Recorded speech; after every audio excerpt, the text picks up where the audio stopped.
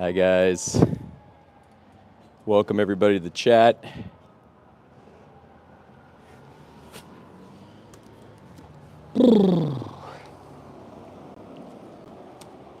Today we are out in front of Planet Fitness.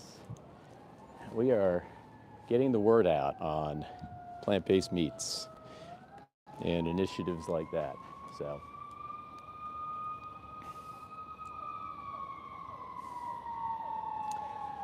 if you'd like, come on in, say hi. This is the sign we're using today. We're outside of a gym. What's up, Clara? Can you hear me, Clara, by the way? I don't know, can you hear me? Like with my, I got the device on my neck today, or for this one. Okay, fantastic. All right, awesome. All right, guys, read the sign. Meat is not healthy. Don't eat meat. What's going on, guys? We're gonna be showing this to everybody. What's up, buddy? How you doing? See ya. You wanna try? All right.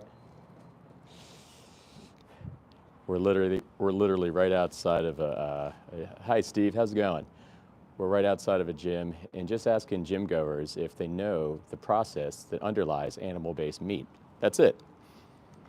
What's up, buddy? You wanna try? Just doing a little critical thinking today, that's all. I've always wanted to try it, so. Yeah, you always have? Yeah. Yeah, it's funny because a lot of the rhetoric that goes around, and people think that plant-based meat is ultra processed. Oh, is that your ride? Yes. Just keep in mind, animal meat is way more processed. Have a good one.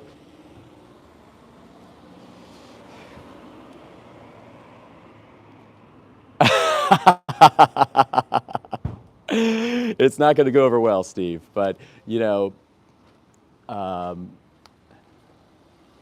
think it was Ralph Waldo Emerson that said at one point, you must unsettle a man in order to get him to think and change. And I'm paraphrasing that.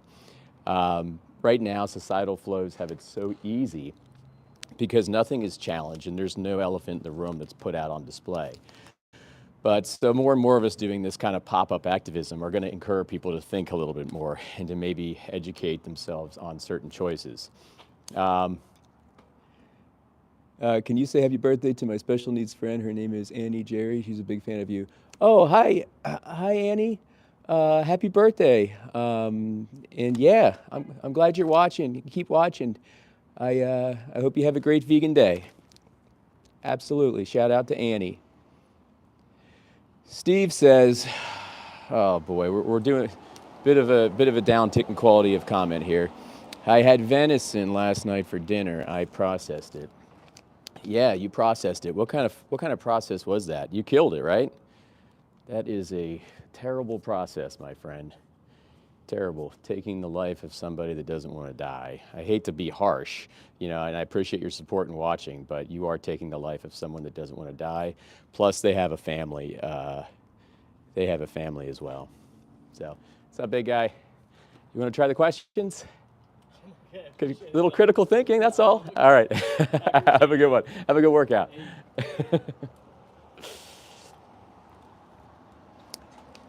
All right. Oh, thanks, Clara. Yeah, that's right. Everybody like and subscribe. We're trying to blow this channel up. Now, I can't promise how long we're going to be out here. We're not exactly. I don't know how kosher this is. This space, I was in city space earlier. It's a little more open field.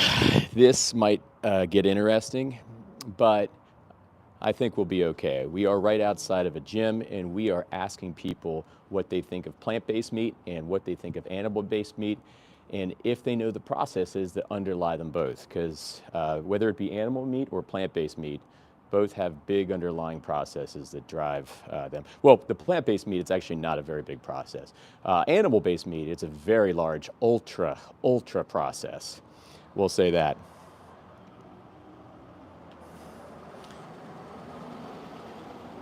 That's right. I'm live almost every day right now, guys. Like and subscribe. Please, all vegans, subscribe if you want to proliferate the vegan message far and wide, because that's obviously what I'm trying to do here with social media, via pretty intense, thoughtful, critical thinking-based conversations. And if you're non-vegan, please, if you're non-vegan, please like and subscribe as well, because I'm hopefully sharing some important information with you that will hopefully be helpful to you and your family.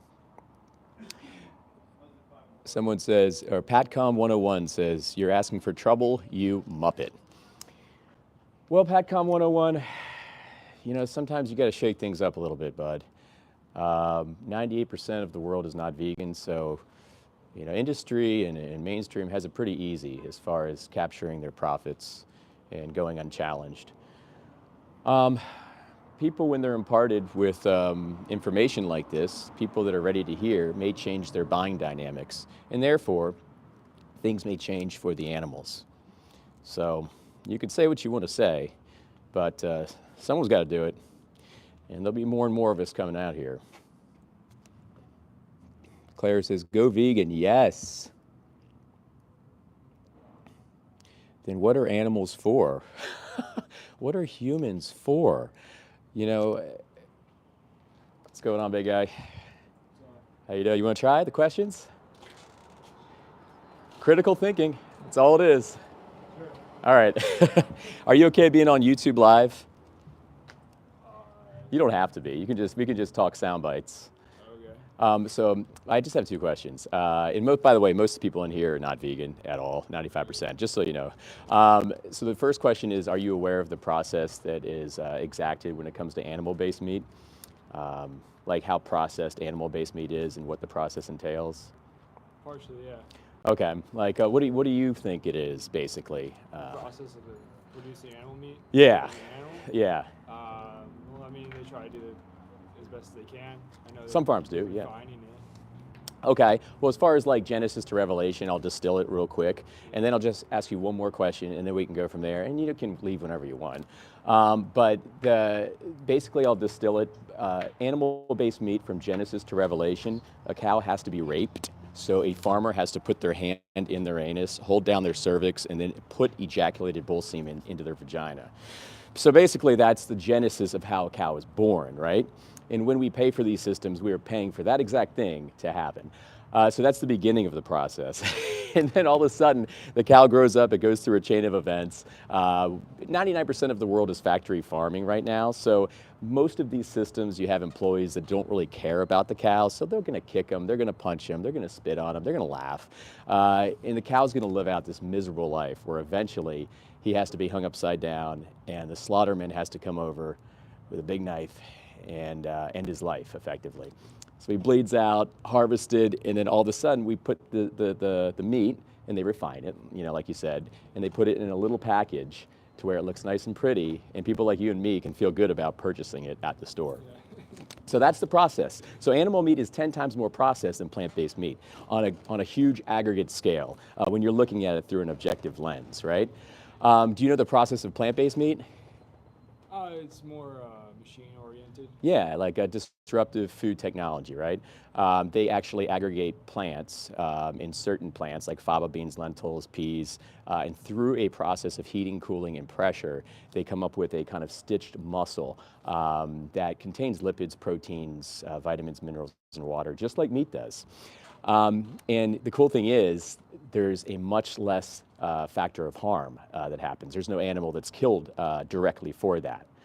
So the third question is, which process do you think you'd rather put in your body, or I'll even challenge this, would you vote for with your dollar? Well, you went pretty extreme on both ends. Mm-hmm. Like, what does your heart tell you? What would your heart reflexively say, I want to vote for that process over that process? Well, I mean, it's not black and white like that. It's pretty binary. It's pretty binary because these are two separate, very bifurcated systems. I mean, one happens in a warehouse with no animals, so the other one happens out in a You're talking field. about certain, I mean, they have humane farming going on, practices. Well, here's what I would contest. Like, yeah, there's humane farming going on. Yeah, there's people that get belly rubs and back scratches. You can even play George Michael for the cow and give him a nice, beautiful life. But one, that makes the betrayal even more potent when it comes to slit their throats because the cow trusts its steward. And Well, two, it's a sacrifice. well, it depends on how you look at it. It's an unnecessary sacrifice right now because we have everything we need nutritionally on a vegan diet. Not everybody. I know some certain blood types, like blood type O, Yeah. needs those vitamins and minerals from meat specifically. So this might be an outlier case, but what about you? I lean more towards vegetarian. Yeah. But that's just because of necessity. Yeah. It seems like a better way to go. Okay. Like as far as getting the nutrients from like the eggs and the dairy and stuff like that, I guess. Yeah. Okay. It just seems like I get the whole process. Like, why sacrifice something if it's not necessary, right? Yeah. At the same time. Yeah. Yeah. So like what I would challenge with vegetarianism is like that first descript that I gave you of how a cow becomes pregnant. That's inherent to vegetarianism. Like that is dairy and eggs are pretty violent in their nature when it comes to propagating the systems and starting the systems and having them run. I mean, you have to basically rape a cow in order to get it to have a baby, and that How come it can't brings be milk. natural? It could be natural in a very utopian, very outlier type situation. I mean, I know where, people that raise cows naturally. but do they sell them or do they monetize them by any means?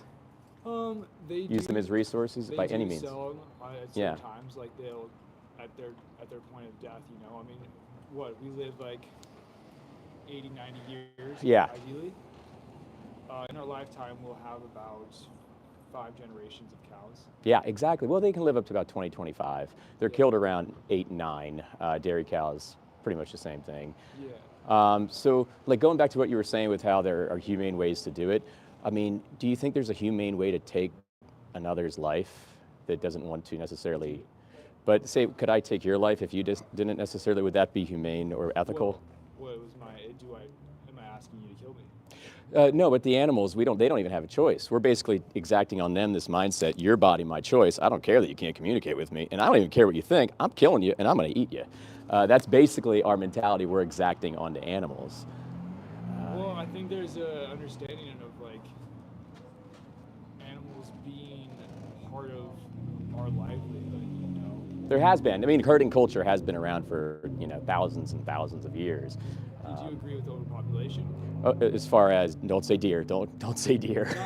Well, obviously we don't have the issue currently. I have a few hunters in here, and they're just out of control. Well, as far as overpopulation of cows or pigs or chickens, Just the idea of overpopulation, like it's not because humans have dominated the earth for so Yeah. many years now. Overpopulation with any sort of animal. yeah. is kind of- Well, I would say, I would answer that question with a question. Do you know how many animals are brought into existence every year for the meat and dairy industries? no, They're literally bred into existence artificially, not via nature or some organic happening. 80 to 90 billion. So we're taking and playing God with 80 to 90 billion, lives, just bringing them into existence for the sole purpose of saying, I'm going to take everything from you right now. Thank you. Don't care if you have a family. They can suffer. I will enjoy my taste, habit, convenience, and pleasure. And that's essentially, effectively, what we're doing via our actions. You and me, you might not feel like that. Like I can tell looking at you, like you're a compassionate guy, like you have a heart. I can definitely sense that. But what we do with our actions eclipses our beliefs, our values, or our lip service, And when we're going around paying for, violence and oppression and rape 3 times a day, there's like a discrepancy, There's a distortion in that kind of spread between values and actions. But say we went the other way. Say human population currently wasn't as large as it is. Animal Yeah. population was on the rise. Then there was actually too many animals Yeah. for the human population. Like there was overgrazing and such and Yeah. things like that. If that happened, okay. How do you feel about the idea of animal sacrifice at that point? Well, if it came to some kind of must in some hypothetical far off scenario, like you can't judge and you can't you can justify things when there's a must, right? Like if there's an Inuit that's in a geographic area and he has no choice but to fish and hunt for his family, I cannot judge or label or do anything to that man. He has a justification for doing what he's doing. Is it nice? It's not nice, but is it justified? It's more justified exponentially than what we are doing out of ill necessity for for the sake of taste pleasure, because that's all we're doing it for now. It's just taste pleasure. You know, you brought up that blood type O. There might be a few, groups that, for some odd reason, and I would call it like 1 in 1 million, that actually need things from meat to survive. But the American Dietetic Association, who register dietitians and nutritionists, they lament on their website that a healthy vegan diet is good from literally pregnancy up until elderhood. So, I mean, I have a daughter. She's been vegan since birth. A lot of my family. Certain ailments. So, like, yeah. I want to come back to the idea of, like, first, when it becomes a necessity, like, it's okay to kill an animal. Yeah. I mean, that point alone crosses the boundary of, like, that you've set for yourself. Yeah. It's the idea that if an animal life is sacred, why take it at all? Then it should die Yeah. all day. Well, you go for, I mean, me, myself, I have to kill animals. You know how? Unfortunately, when plants are grown for us to eat, and first let me back up to the definition of veganism before I go down this path. The definition of veganism is not perfection. It is not some utopian ideal of which you have to be perfect. It's a reduction of harm as practical and as possible as you possibly can do. So I'll say that, let me float that while I say this other thing. So if I'm buying plants, I am causing deaths peripherally because of crop deaths, rice, rodents, moles, and stuff like that. Just as bad. Yeah, absolutely. Yeah, from the victim's point of view, it is just as bad. But the difference between a vegan and a non-vegan is a non-vegan is voting directly with his dollar for direct animal exploitation. We are voting directly for that animal to be exploited. 98% of the world's not vegan right now, so there's no way we're going to get these crops or get these rodents, these animals. This isn't going to come under control anytime soon until we start tilting collective consciousness, because farmers don't give a crap. They could care less. It's all about the money. But as soon as we can kind of tilt the collective consciousness and open people's compassion, that'll permeate into kind of peripheral deaths from crops and things like that, and we'll be able to change that. But the baseline is vegan. The baseline is just stop voting for direct animal exploitation. That's it. That's it. What do you think about that? I mean, that's good. I like the idea. I believe, like, we're obviously out of control with animal exploit. Yeah. I think there's even selling children is another whole issue. Absolutely. Like, there's a bunch of stuff that isn't right that's going on. Yeah, and I think that's actually connected to kind of the hive mind currently that we have right now, the kind of malevolent, predatory type thing. Herding culture is underneath all of that. And it first started when we started dominating animals, and then it just kind of proliferated as we developed as a species, and we went through the years, and capitalism came about, then savage capitalism. Now we're in like a phase of dominative, out of control capitalism. Would you connect that to animal sacrifice first, though?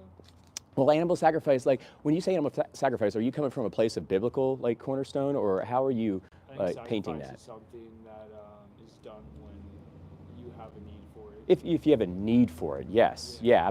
So I would pose: do you yourself have a need for animal sacrifice right now? I mean, to live, I have to eat, and what I eat, I mean, is dependent on the day that I live. Yeah. But do you have to eat animals right now? Do you have to eat either secretions or meat or dairy or eggs for your nutrition? It's difficult not to. Like, I take supplements because I'm a vegetarian. Oh, okay. Well, I don't take any. I've been vegan 11 years. I take B12, and fun fact is, I take B12. So a fun fact is, meat eaters also supplement with B12. Do you know why? And that's the only vitamin I take, by the way. Yeah. They get supplemented from cows. They're eating the cows who got supplemented with B12 in the first place. You understand your diet. There's a lot of people that don't understand how to do. And that's why we're out here. We're out here to hopefully educate people. I have a card with resources that has tons of information on diet. If you have any questions about it, you got to be kidding me. But I did not take it with me. I usually have it on me. So I got one in my wallet. Would you be open to taking it if you could learn more about how to properly build a diet? Honestly, don't be fear-mongered by other people and what they say. It's not hard. It's not hard. Every single fruit and vegetable has every single essential amino acid. So an orange has every single amino acid. It's a matter of just eating enough food. That's it. Like, I don't track anything. I don't track my daughter's food. That's just a card. It's got a speech on there called The Best Speech You'll Ever Hear. On the back, you just scan it. And then the other side is my YouTube channel where I do conversations like this. And then there's a bunch of other resources on there too. But I would challenge you with a notion. How many animals do you think, or would you want? how many animals in your perfect world would you want to be killed for you, just for taste and convenience and eating? I mean, I honestly believe animals like are almost okay with giving their life. Yeah. To an extent. Okay. Certain types of animals. I think there's certain other animals that are, specific for just pleasure in general, just to have around. Yeah, like pets and stuff like that. I got you. Like, Well, I would contest that we should err on the responsible side and err on the side of caution instead of being a little more liberal with our kind of purviewship or stewardship over them. Like, we don't know what's going on in their head. And honestly, this whole life thing is crazy. I don't even know if you're conscious. And from a weird, kind of semantics point of view, but we can err on the side of caution and be responsible and just be protectors and guardians rather than, like bullies that we're being right now. Yeah. And in like, that's the best part about being vegan is we pair our actions with our values. We just combine them. We don't have to go around being hypocrites, and we can be examples to those around us, examples to our friends and family, and be on the right side of history before we start, hopefully, tackling this injustice. Yeah. So it seems like you're leading people to more like to fight against injustice in a whole rather than just becoming a vegan, right? Well, that's it. I mean, the definition of veganism. Do you know what the definition of veganism is? So it's basically a rejection of using animals. So it's saying animals are here with us and not for us. It is a philosophical stance. And it also can be transcended into other injustices and concerning other injustices, but it does hail from that golden rule perspective, which you can apply to any injustice that's ever happened. The golden pinpoint animals? Well, animals are the biggest victims right now. They're being killed by the absolute tens of billions on a worldwide scale. I mean, we're not talking about, something small here. We're talking about a holocaust of death and pain and suffering, not to mention rape, sexual assault, the kidnapping of babies. Once we, I think, can tackle this, we can start transcending into other ways. Like if you were to teach a child not to harm a spider, what chances of that child growing up being a violent human being do you think would be? I would contest it would be pretty small. Yeah, for sure. I can see that happening. I've seen that happen actually before many times. Yeah, it's kind of like it's a profound kind of notion to steep with maybe. Instead, but what we do, say again? Very, very Buddhist. Yeah, it is, right? It is. That's the extremists. I mean, you have people over there in the East that use brooms. They sweep their tracks so they don't step on. I know. And, that's amazing. They're in a place where they can do that, and they're amazing. And that's, we can do the best we can do. I mean, I can't backtrack, and I might be stepping on ants, and I might be, who knows, I might run over an animal, I don't know. But I'm not in a place inside of this like savage hustle and bustle scenario where I can be so diligent and, make sure there's nothing under my car at every single time. I try my best to. If I see an animal, I'll try to save it. If I see an insect, I'll try to save it. But we don't know what we're doing when we're ignorant of what we're doing during the day, So we can do our best, but the least we can do is just stop paying for it. It's the absolute least, because that's why it's happening. That's why it's happening. So what would stop you from going vegan? Because you seem like your heart's already there, man. Well, I love the process of milk and stuff. I love milk and eggs. And you're like, oh yeah, well there's so many vegan versions of milk and eggs. I don't like vegan versions. And you can even make your own. Like you can take tofu or seitan or tempeh and you can season, sauce, and texture it. You can scramble it up. You can make it just like eggs. But so this is the thing where it's like I feel like there's a happy medium where you just have to be content. Because if you go too extreme, like you're getting to the point where you're grooming your steps in front of you. Yeah. And it's like when you're doing that,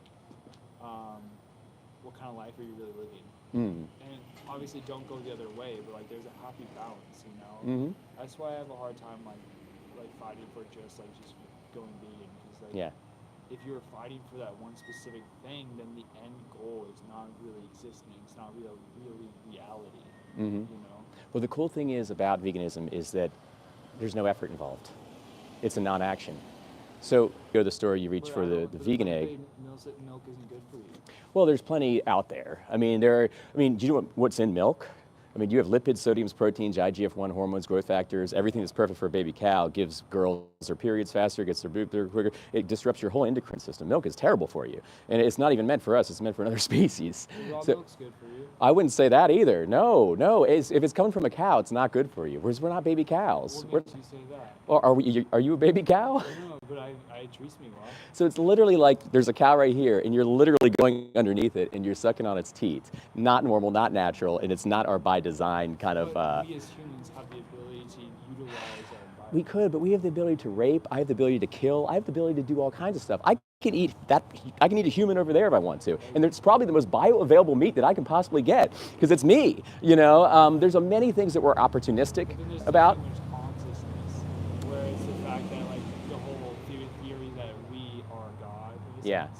So at that point, you have the ability to create good or create evil. So to be able to utilize something from an animal that doesn't cause harm, is actually beneficial to the human body, we have that ability to do that. That's why it's not black. But we're still saying your body, my choice to somebody and we're denying them bodily autonomy. Because like you said, we don't know 100%, but if they are, which I would say they are, thoughtful, and would like to have bodily autonomy and would like to preserve their life type individuals, then we are definitely rejecting their bodily autonomy, and we are. It's not nice. What's up, big guy? How are you? Yeah, I own like 3 slaughterhouses. You do? Yeah, I do. That's terrible. No, it's not terrible. Why would you do that? Why would you do that? And I'm also a farmer. Okay. Okay. So, who do you farm? what do you mean? Who do you farm? Because there's an individual behind that. It's not just a what or an object. Who do you farm? You farm cows? No, I farm pigs? hay, wheat. Yeah. Oh, so not animals. Silage. No, of course I do everything. Okay. I'm in the whole cycle. Okay. But this is like ridiculous because the world can listen. The world, no matter what you can't survive. You can't feed the entire world with just vegetables. So did you know that when you're not vegan, you're killing 8 times more plants than you are if you're vegan? If you're not vegan, you are killing 8 times more plants than if you were vegan. Do you know why? But the caloric intake in this world, it doesn't work this way. The energy conversion ratio. If you want to stay, I'll take. I can field your conversation and educate you. I can educate you. You're doing something very bad for the planet. You're a bad example for your family. No, it's terrible. It's terrible. You can walk away. You can walk away. Yeah, it's disgusting. It's a small human being you are. Small human being. So I'm sorry if somebody's going to come up and they're going to throw that kind of strength at me, I will proportion strength right back. So I apologize you had to see that. But we're out here standing up for animals today. So what you guys saw was us out here standing up for animals. And if you were the victim, and if he was the victim, you'd want a savage out here talking and standing up and defending you as well. So where were we? We were talking about milk or something along those lines. The idea that we could be a god. Oh, okay. We were going deep. The theory that like we have abilities to utilize nature for our benefit. Yeah. And I don't even know if we're not even on camera, so it's just kind of our sound bites anyway. But this is a very good conversation. I feel like I've got you thinking just a little bit. When you say... I think a lot, man. Yeah, and I can tell. I do this a lot, and not many people come up and stay with me for this long, like you have. So you're very contemplative, and I appreciate that. And you're receptive, and I can tell you're compassionate too. But you said, you mentioned extreme. I would back that up, and I would contest that, saying that what we're doing right now is extreme. I would say it's not extreme at all to be peaceful and to just do a non-action every day that takes you and absolves you from this really, really terrible kind of gamut that we're running as far as society right now. I'd say it's really easy to do, and it's not extreme at all. Do you think if we took our hand away from nature, would it thrive on its own? If we stopped playing God, I think if we took our hand away from nature, I think if humans were gone, this earth would heal. I think things would come back, the forest would be green, the lakes would be blue. So I disagree with that. Yeah, well, it would overrun itself into destruction. You think so? Like if you look at the forests that are considered national parks, they're toxic in themselves. Yeah. They're overrun. That's why there's forest fires exist. And things like that. Well, we can be stewards. We can have we can be protectors of nature and stuff like that. That's what I believe. Yeah, absolutely. I would agree with you there that we can do that, but I don't think we have to intervene to the point to where we're exacting all this violence on sentient beings to a level that just creates all this evil, hate, and strife in the air, which permeates downwards and permeates upwards. Like, we're doing this to ourselves, and we're going to eradicate ourselves before long and the earth, because 50% of the Earth's landmass is is crop space for animal agriculture right now. Not for plant eaters directly. It's for animal feed. Animal feed. We kind of just agree. I mean, that's just kind of like human understanding. Yeah. Oh, there's something Well, wrong there. well, what would you need? What is the main thing that would help you go vegan? What could take you out of this picture?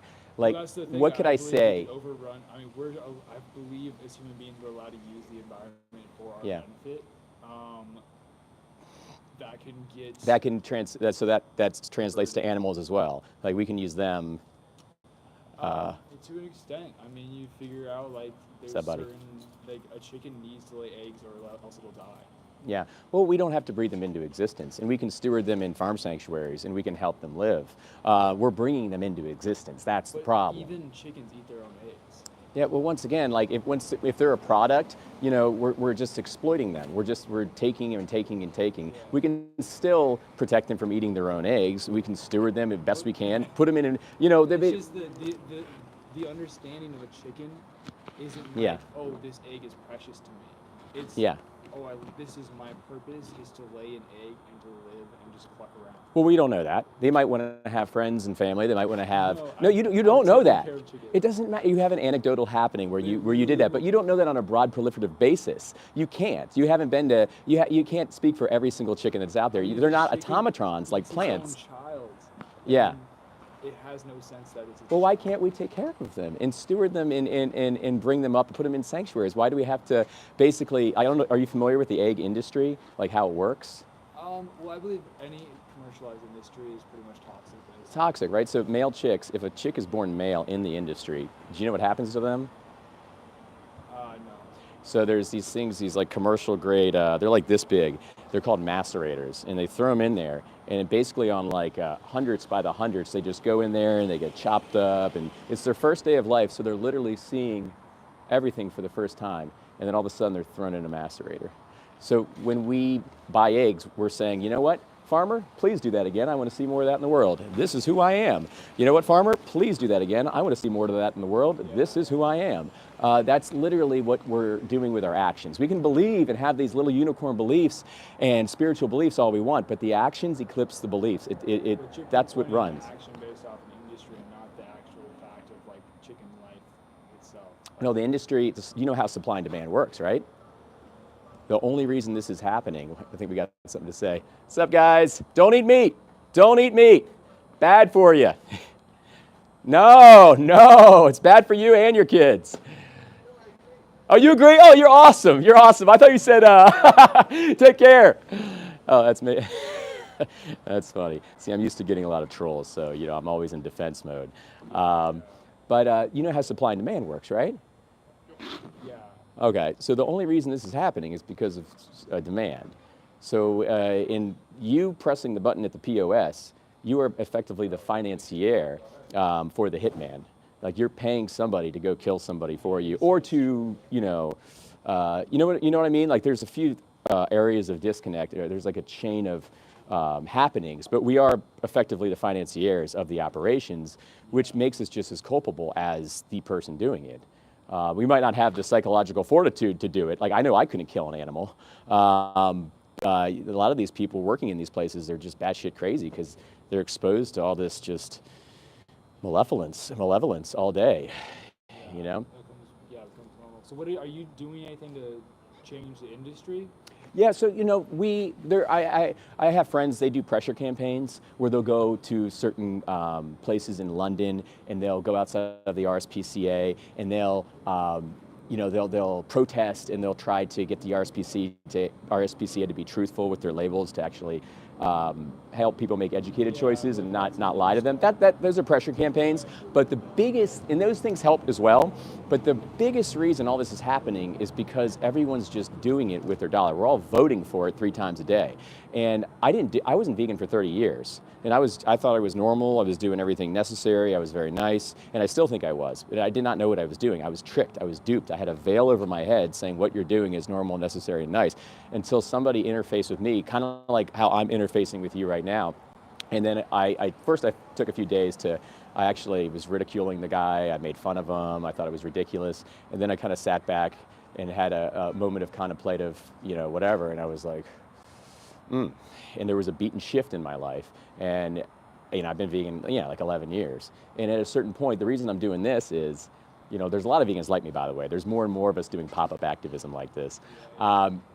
We're just standing idly by when we're not trying to impart effective information on our interconnected family, which is all humans on Earth. Like, I want people to know information that is suppressed from their eyes and their ears. I want to give them information so they can make autonomous, responsible choices, because right now, that information is being suppressed by engines of monetary interest.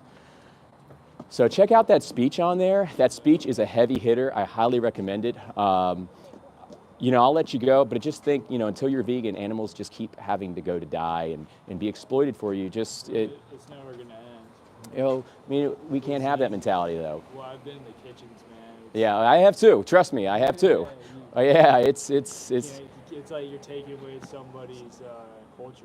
You're taking away their culture, maybe their livelihood, maybe their all kinds of other stuff, but we're talking about somebody's bodily autonomy right now. We're in the fact that we don't need it nutritionally leaves us with massive, stark implications and very dark implications, which is why we try to impart information and get people to further research what they're supporting when they buy certain things.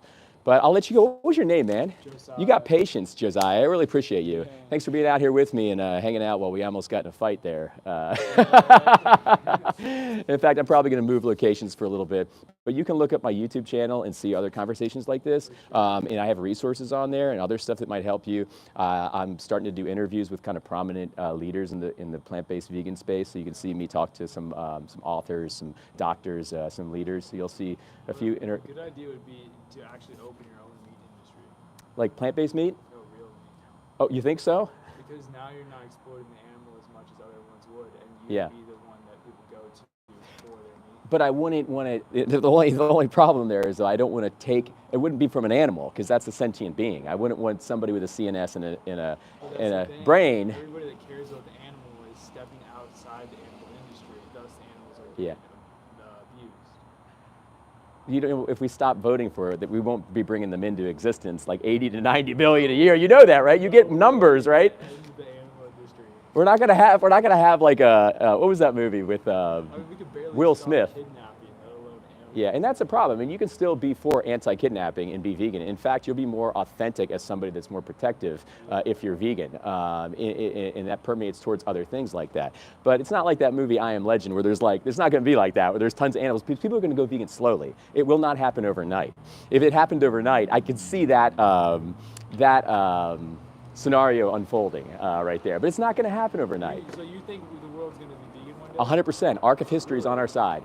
Every injustice eventually comes to a screeching halt. It might not be completely gone, but all injustices have always come to an effective, at some point, end. And this is one. Name one. Well, think about slavery with black people. Slavery's still legit. No, it's not. Is it legal? We're talking about getting legal framework around it. We want it to be illegal to do what they do to animals. We're talking about legal women's rights. Right now. Well, that's a very kind of avant-garde perspective. You're exactly like as far as a legal perspective and us having autonomous rights. Slavery is not legal, dude. Women's rights, women can vote. Gay rights, all these have effectively diminished to the point to where there's legal framework protecting them. Does that make sense? I'll let you go. Think about it. Have a good workout. Hey, listen, I appreciate you stopping by. It's Josiah, right? Yeah. Check out the channel. If you want, you can look me up. It's up to you. Have a great workout, man.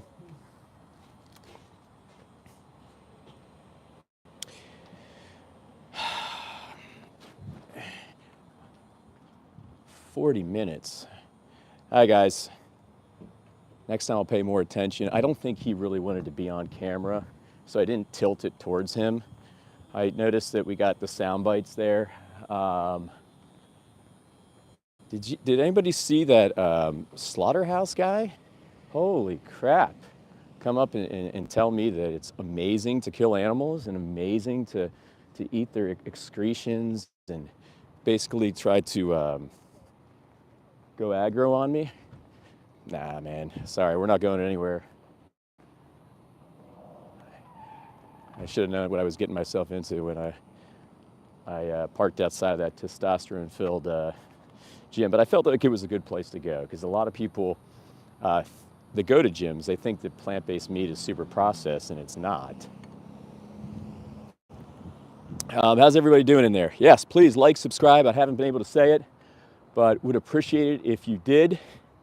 Vegans and non-vegans. Vegans and non-vegans. Especially vegans, because we want to spread this message far and wide. Non-vegans, if you want to get some information, this is a good way to get information. So just watch my channel. I try to impart good sound information while I'm here.